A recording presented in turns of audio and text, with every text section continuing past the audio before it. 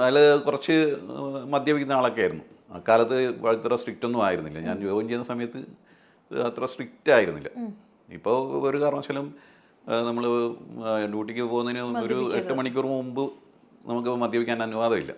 അപ്പോൾ അവർ വളരെ പവർഫുള്ളായിട്ടുള്ള ബ്രീത്ത് അനലൈസറൊക്കെ അവിടെ സെറ്റ് ചെയ്തിട്ടുണ്ട്. അപ്പോൾ അതുകൊണ്ട് മദ്യപാനമൊന്നും നടക്കില്ല.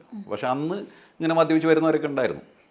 അപ്പോൾ അയാൾ കുറച്ച് മദ്യപിക്കുന്ന ആളായിരുന്നു.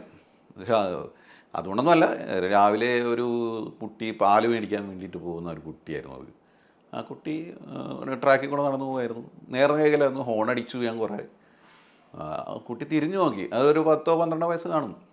ഒരു ബനിയനൊക്കെ ഇട്ടിട്ട്. ഒരു കുന്താപുരം എന്ന് പറയുന്ന സ്ഥലത്ത് വെച്ചിട്ടാണ് അത്. അവിടെ ഈ വളരെ ഗ്രാമപ്രദേശമായിട്ടുള്ള സ്ഥലമാണ്.